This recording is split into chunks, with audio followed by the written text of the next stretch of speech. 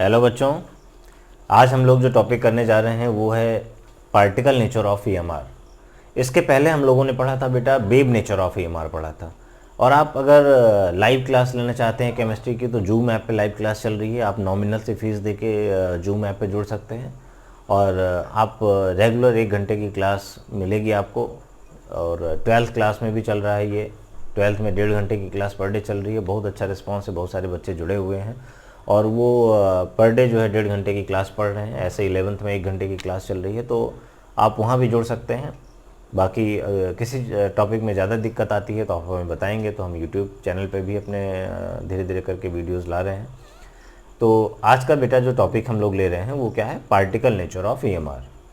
इसके पहले हम लोगों ने पढ़ा था वेव नेचर ऑफ ईएमआर के बारे में। तो वेव नेचर में एक बात हमने जो पढ़ी है जिसको हमें एक लाइन ध्यान में रखना है, जिसको हम यहाँ पे कंपेयर करेंगे और देखेंगे कि वेव नेचर क्यों कुछ फेनोमेना को एक्सप्लेन नहीं कर पा रहा था।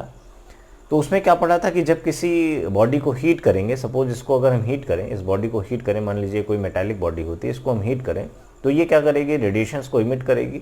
तो जो रेडिएशन इसमें से इमिटेड होगा वो सेम कलर प्रोड्यूस करेगा, वो एक कलर प्रोड्यूस करेगा।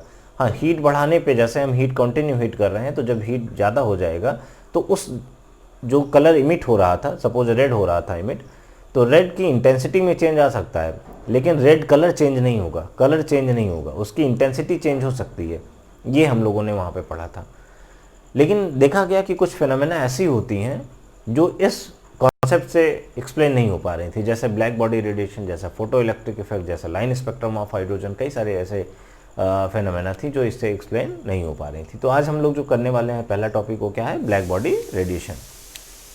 ब्लैक बॉडी रेडिएशन में क्या होता है बेटा कि ब्लैक बॉडी एक ऐसी आइडियल बॉडी सपोज की जाती है जो हर तरह के फ्रीक्वेंसीज को एब्जॉर्ब भी कर सके और हर तरह के फ्रीक्वेंसीज को इमिट भी कर सके। उसे हम क्या बोलते हैं, ब्लैक बॉडी। कहते हैं the ideal body which can absorb and emit all kind of radiations, all frequencies. क्या कह रहे हैं, the ideal body which can emits and absorbs all kind of frequencies are called black body and the radiation emitted by such a body is called black body radiation। Okay बेटा, तो ये तो definition की बात हो गई, कैसे define करेंगे उसको। एक एग्जांपल लेते हैं जहां से बात आपको पूरी समझ में आ जाएगी और उस एग्जांपल को फिर कंपेयर करेंगे। विजुअल स्पेक्ट्रम हमने यहाँ पे देखिए बना रखा है, डिफरेंट कलर बना रखे हैं। ये विजुअल स्पेक्ट्रम है और यहाँ पे हमने वेवलेंथ के सीक्वेंस में दिखाया हुआ है कि 750 नैनोमीटर पे इतना है, 600 पे इतना है, 400 पे ये वाले कलर आ रहे हैं। तो अभी इससे कंपेयर करेंगे और एक जो रिलेशन यहाँ पे फ्रीक्वेंसी और एनर्जी के बीच में आना चाहिए था वो यहाँ से आपको विजुअलाइज होगा, एकदम देख पाओगे इसको आप। तो देखते हैं क्या था। एक आयरन लेते हैं बेटा, देखिए हमने एक मेटल लिया हुआ है, एक आयरन का एक सरफेस, यहाँ पे देखिए आयरन का एक छोटा सा हमने टुकड़ा लिया हुआ है और इसको हीट कर रहे हैं। अब आप हीट करोगे तो क्या होगा, ये कुछ रेडिएशंस को इमिट करेगी। जो रेडिएशन यहाँ से इमिटेड होता है, आपने देखा है कि आयरन को हीट करते हुए सभी बच्चे ने देखा होगा कभी ना कभी, जहाँ पे बिल्डिंग होती है, जहाँ पे आयरन के देखते हैं कि डोर वगैरह बनते हैं, मेन डोर जो लगते हैं घर में और विंडोज़ वगैरह बनती हैं, तो वहाँ पे आप देखते हो कि अगर आप आयरन को हीट करते हुए देखो बेटा, तो सबसे पहला कलर हीट करने के बाद जो रेडिएशन इमिटेड होता है उससे जो कलर अपीयर होता है वो कौन सा होता है, रेड कलर।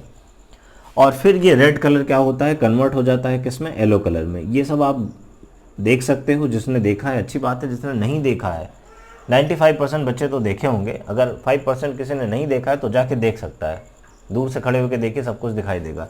येलो कलर फिर कन्वर्ट होता है एक वाइट कलर में। वाइट कलर उतना विजुअल हमें नहीं रहेगा, लेकिन फाइनली जो कलर आएगा ब्लू कलर, ये हमें पूरी तरीके से विजुअल होगा।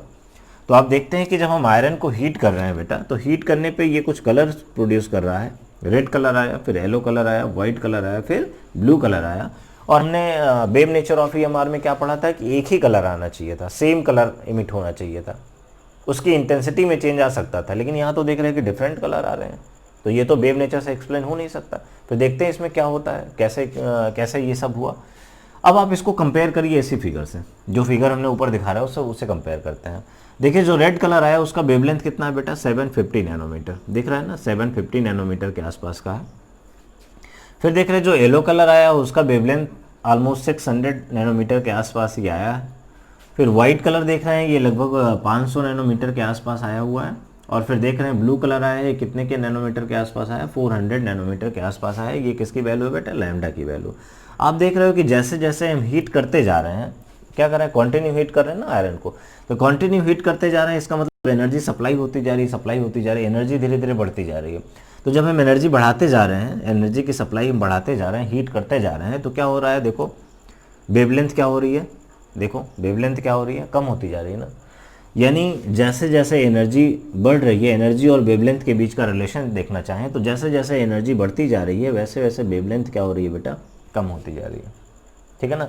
और हमने अगर फ्रीक्वेंसी के साथ इसी का रिलेशन देखना चाहें तो हमने इसी चैप्टर में पढ़ा हुआ है, और आपने 10th क्लास में पढ़ा था, आपने पढ़ा था nu is inversely proportional to lambda, पढ़ा था ना। फ्रीक्वेंसी जो होती है वो वेव लेंथ की इन्वर्सली प्रोपोर्शनल होती है। तो अगर यहीं पे हम फ्रीक्वेंसी भी कंपेयर करना चाहें तो अगर वेव लेंथ कम हो रहा है बेटा, वेव लेंथ डिक्रीज कर रहा है, तो फ्रीक्वेंसी क्या करेगा बोलो, इंक्रीज करेगा ना। इसका मतलब जैसे जैसे एनर्जी बढ़ती जाएगी, कंटिन्यू जब हीट करते जाओगे तो क्या होगा, एनर्जी बढ़ती जाएगी, और जैसे जैसे एनर्जी बढ़ेगी क्या होगा, लैम्डा क्या होगा बेटा, कम होता जाएगा, और फ्रीक्वेंसी क्या होगी, बढ़ती जाएगी। अब अगर हम एनर्जी और फ्रीक्वेंसी के बीच का रिलेशन देखना चाहते हैं तो देखो हम यहाँ पे लिख सकते हैं कि E is directly proportional to frequency, लिख सकते हैं ना, देखो E is directly proportional to frequency, लिख सकते हैं energy is directly proportional to frequency.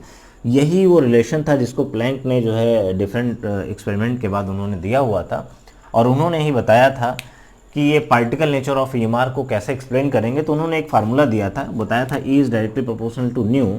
इसी प्रोपोर्शनलिटी के साइन को हटाना चाहें तो प्लैंक कांस्टेंट लाते हैं, E is equal to h nu, E is equal to h nu. H क्या है बेटा, प्लैंक कांस्टेंट है, उसकी वैल्यू आपको पता होगी 6.626 × 10⁻⁻34 जूल सेकेंड होता है। तो E इज़ इक्वल टू क्या आ गया बेटा, एच न्यू आ गया। ये समझ में आ गया होगा कहाँ से ये फार्मूला आया, क्या ये समझ में, इस स्पेक्ट्रम को कंपेयर करने के बाद आपको एकदम सी दिख रही है बात कि ये is equal to h new आ जाएगा, ठीक है ना। ये प्लैंक कांस्टेंट है एच, और ये प्लैंक ने ही ये फार्मूले को बताया था, और इसी से ये बात एक्सप्लेन हो पाती है कि कैसे आता है। ये जो एनर्जी होती है बेटा, इसे हम क्वांटा कहते हैं। ये जो एनर्जी होती है ना, इसे हम एक स्मॉल पैकेट ऑफ एनर्जी कहते हैं, जिसे क्वांटा कहते हैं। तो उन्होंने ही सबसे पहले बताया था कि जो एनर्जी इमिटेड होती है वो कॉन्टिन्यूस वे में नहीं होती है, जैसा वेव में सपोज किया जाता था, वो डिसकॉन्टिन्यूस वे में होती है, वो स्मॉल एनर्जी पैकेट के फॉर्म में होती है, जिसे हम क्या बोलते हैं, क्वांटा बोलते हैं, ठीक है। तो देख रहे हैं कि कलर चेंज हो रहा है, तो कलर चेंज होने का रीज़न ये था कि फ्रीक्वेंसी क्या होता है कि वो डिसकॉन्टिन्यूस वे में होती है। अगर कॉन्टिन्यू वे में होती तो एक बार रेड आया तो फिर रेड ही आता जाता, उसकी इंटेंसिटी चेंज हो सकती थी हीट घटाने बढ़ाने पे, लेकिन कलर चेंज नहीं होता। अब कलर चेंज हो रहा है, इसका मतलब एनर्जी जो होती है वो इस तरीके से कॉन्टिन्यूस वे में ऐसे नहीं निकल रही है, वो एनर्जी ऐसे निकल रही है, स्मॉल क्वांटा में निकल रही है। देखिए ये क्वांटा, ये जो वैल्यू यहाँ पे ये जो बनाई हुई है, स्मॉल पैकेट्स बनाए हुए हैं, इन्हीं को क्या बोलते हैं, इन्हीं को क्वांटा बोलते हैं। ये बात किसने बताई थी बेटा, प्लैंक ने बताई थी, ठीक है ना। तो इन्हीं के कॉन्सेप्ट को यूटिलाइज करते हुए ब्लैक बॉडी रेडिएशन को हम डिफाइन कर पाते हैं, ये कलर चेंज को डिफाइन कर पाते हैं कि कैसे क्या होता है। अब देखते हैं कि ये जो फ्रीक्वेंसी का डिस्ट्रीब्यूशन है, फ्रीक्वेंसी का जो डिस्ट्रीब्यूशन हो रहा है, ये जो हमने रिलेशन डेवलप करा है, फ्रीक्वेंसी का जो डिस्ट्रीब्यूशन हो रहा है, इसको समझने के लिए हम इंटेंसिटी और वेवलेंथ में रिलेशन देखते हैं कि इंटेंसिटी और वेवलेंथ में क्या रिलेशन होता है। उसके लिए एक ग्राफ प्लॉट करते हैं। देखिए यहाँ पे इस वाली लाइन पे वेवलेंथ दिखा रहे हैं, वेवलेंथ दिखा रहे हैं, लैम्डा है, और इस वाली लाइन पे हम इंटेंसिटी दिखा रहे हैं, इंटेंसिटी दिखा रहे हैं कि इंटेंसिटी ऊपर बढ़ेगी, वेवलेंथ इधर बढ़ेगा। अब देखिए बनाते हैं, होता क्या है कि जब हम वेवलेंथ को ये वेवलेंथ है, यहाँ पे ये इनिशियल पॉइंट है 0 है यहाँ पे, जब वेवलेंथ को हम डिक्रीज़ करते जाए, देखो एक पहले ग्राफ बना देते हैं, आप भी ऐसे बना सकते हो ग्राफ इजीली, इसके बाद इसको बताते हैं कि क्या किया हुआ है। देखिए यहाँ पे क्या होता है कि देखो वेवलेंथ को डिक्रीज़ कर रहे हैं, पीछे की तरफ ला रहे हैं, वेवलेंथ देखो डिक्रीज़ हो रहा है, ऐसे रीड करते हैं, मतलब इसको राइट टू लेफ्ट में रीड करना है, राइट टू लेफ्ट इसको रीड करोगे। देखो वेवलेंथ जब डिक्रीज़ कर रहे हैं, देखो इधर पीछे आने पे वेवलेंथ डिक्रीज़ हो रहा है ना, वेवलेंथ जब डिक्रीज़ करते जा रहे हैं तो आप देख रहे हो कि इंटेंसिटी बढ़ती जा रही है, और इंटेंसिटी एक पॉइंट पे आके मैक्सिमम हो जाती है। देखो यहाँ पे ये मैक्सिमम वैल्यू पे पहुँच गई, ठीक है ना। एक पर्टिकुलर टेम्परेचर T पे बात कर रहे हैं, या T1 कह देते हैं इसको, एक और टेम्परेचर पे देख लेंगे। तो जैसे जैसे वेवलेंथ को कम कर रहे हो देख रहे हो कि इंटेंसिटी क्या हो रही है बेटा, बढ़ती जा रही है। लेकिन इस पॉइंट पे आने के बाद, इस मैक्सिमम पॉइंट पे, ये जो मैक्सिमम पॉइंट यहाँ पे दिखाया है, ये जो मैक्सिमम पॉइंट यहाँ पे दिखाया है, इस मैक्सिमम पॉइंट पे आने के बाद इंटेंसिटी, वेवलेंथ जैसे जैसे डिक्रीज हो रही है, देखो वेवलेंथ डिक्रीज कर रही है, वैसे वैसे इंटेंसिटी भी कम होती जा रही है। दिख रहा है ना बेटा? इसका मतलब कि किसी पर्टिकुलर टेम्परेचर टी पे जब हम वेवलेंथ को कम करना शुरू करते हैं तो इंटेंसिटी धीरे धीरे क्या होती है, बढ़ती जाती है। इंटेंसिटी जैसे जैसे वेवलेंथ कम होती है इंटेंसिटी बढ़ती जाती है। फिर क्या होता है कि इंटेंसिटी एक मैक्सिमम पॉइंट पे आने के बाद वेवलेंथ के डिक्रीज के साथ इंटेंसिटी भी डिक्रीज करती जाती है। देख रहे हो ना? ऐसे ही एक दूसरे टेम्परेचर पे बना लेते हैं। ये T1 टेम्परेचर पे था, टेम्परेचर और बढ़ा देते हैं, T2 टेम्परेचर पे बनाते हैं। देखिए यहाँ पे ये टेम्परेचर T1 था, ये T1 टेम्परेचर पे था। देखिए इस दूसरे टेम्परेचर पे भी इसको रीड कर रहे हैं, वही वाला रिलेशन फिर मिलेगा। देखिए अब देखिए फिर क्या हो रहा है, टेम्परेचर को हम वेवलेंथ को कम करते जा रहे हैं, कम करते जा रहे हैं, तो इंटेंसिटी देखिए धीरे धीरे बढ़ती जा रही है, बढ़ती जा रही है। और देखिए इस पॉइंट पे पीक पे आ गई। देखिए ये इस पॉइंट पे आके मैक्सिमम हो गई इंटेंसिटी। और इसके बाद फिर क्या हुआ, वेवलेंथ कम करते जा रहे हैं तो देखिए इंटेंसिटी भी कम होती जा रही है। आ गया ना? ये टेम्परेचर क्या है, T2 है, और T2 is greater than T1। तो ये आपका इंटेंसिटी और वेवलेंथ के बीच का ग्राफ है, जो आप फ्रीक्वेंसी के डिस्ट्रीब्यूशन को समझने के लिए इस ग्राफ को भी आपकी बुक में ग्राफ बना हुआ है, तो यहाँ से आप समझ सकते हैं कि कैसे हम इसको रीड करेंगे।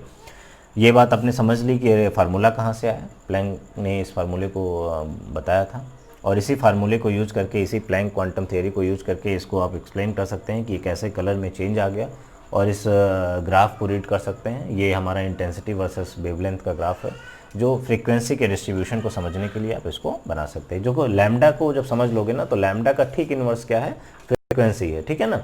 तो इसी वजह से लैम्डा में समझो या फ्रीक्वेंसी में समझो, दोनों बातें एक ही है। लैम्डा में समझो या न्यू में समझो, एक ही है बात। तो ये हो गया आपका ब्लैक बॉडी।